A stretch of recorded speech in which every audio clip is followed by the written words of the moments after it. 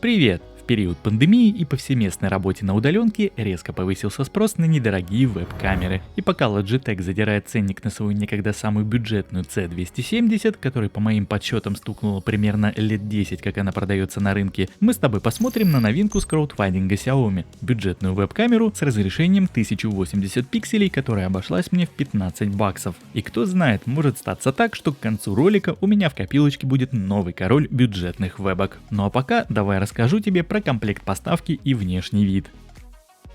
Итак, упаковка и комплектация здесь максимально простые. В картонной коробке имеется сама камера и краткое руководство пользователя. Вебка полностью в сборе с несъемным проводом и довольно внушительных размеров. По крайней мере, навскидку она раза так в 2 больше той самой C270 от Logitech.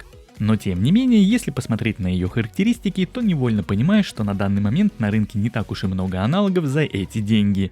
Первым огромнейшим плюсом, на мой взгляд, является ее крепление. Мало того, что все шарниры на ножке очень жестко фиксируются, так еще и в нижнем торце имеется стандартная металлическая штативная резьба. То есть, имея на руках любую самую дешевую треногу с подобной ответной резьбой, ты сможешь установить камеру куда угодно и не обязательно ее вешать на монитор. Второй очевидный плюс — это встроенный микрофон. Для обычной видеосвязи он вполне себе подойдет. В описании заявлено, что имеется даже какое-то встроенное шумоподавление.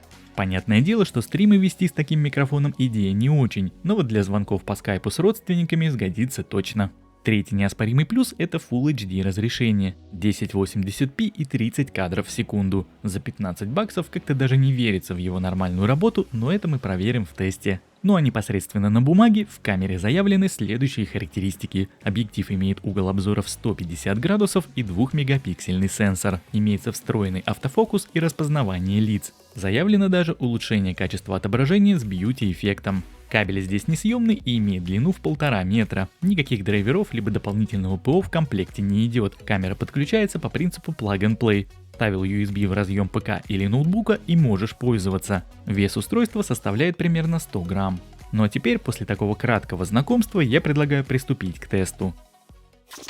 Ну что же, давай теперь приступим к первому тесту. Как ни странно, он будет с ПК, в моем случае с ноутбуком. Это сейчас мой основной инструмент для работы, для монтажа и в принципе для всего прочего. Основным своим старым, вот ПК стационарным, я практически сейчас не пользуюсь. И тем не менее, веб-камера в этом ноутбуке, она такая себе. Ты сейчас можешь видеть картинку. У меня сейчас включена именно вебка с этого ноутбука.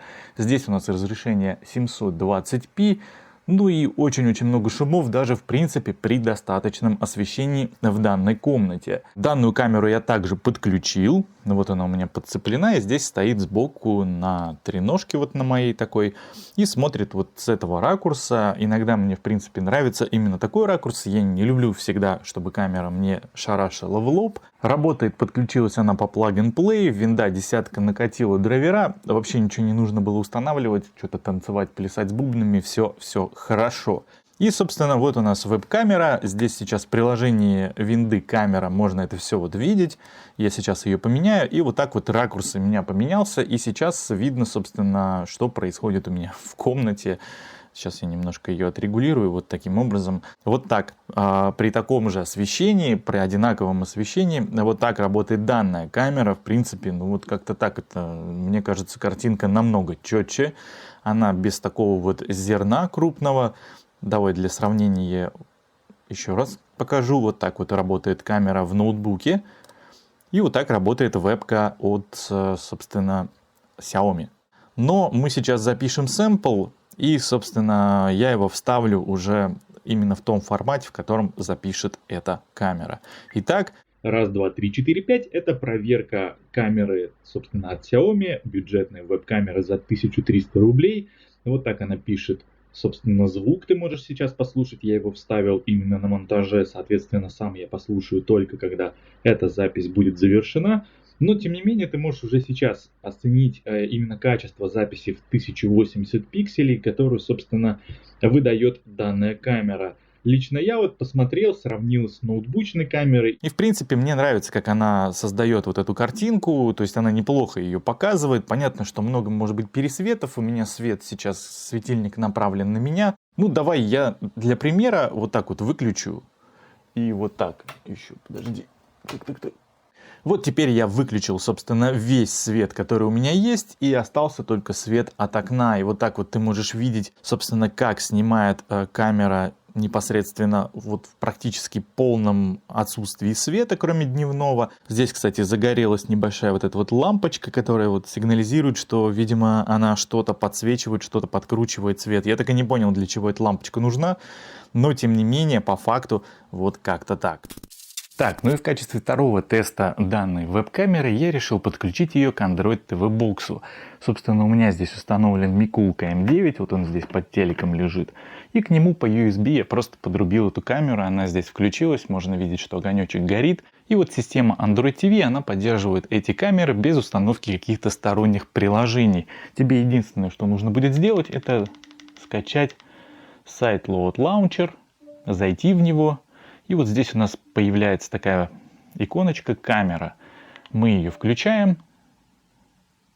И вуаля, изображение с камеры у нас появилось. В общем-то, вот он я теперь в телевизоре.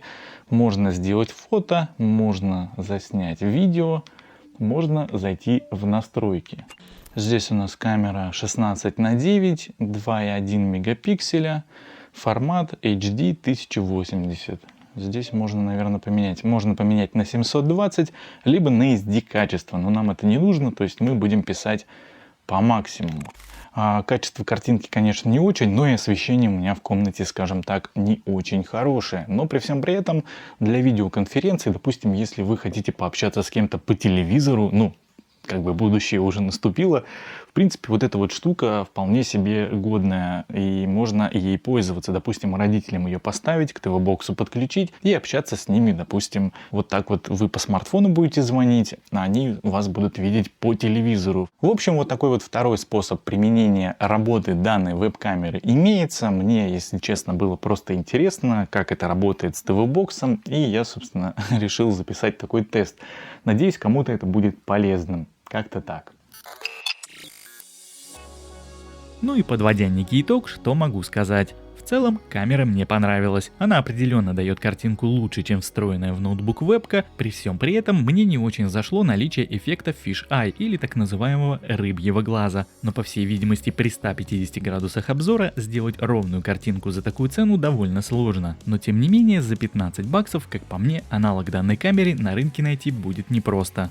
Как я уже озвучил в самом начале, камера отлично подойдет для видеоконференций или просто для видеозвонков. А вот для стрима я бы ее использовал лишь в том случае, когда изображение с камеры занимает небольшую часть экранной площади, потому как на весь экран при Full HD разрешении в условиях с обычным освещением картинка будет немного шумной. В общем и целом, в своем тесте я тебе все показал, и окончательный выбор теперь остался только за тобой. Больше про эту камеру мне сказать особо нечего, так что на сегодня это все. Спасибо тебе за просмотр и до встречи в следующих видео. Пока-пока.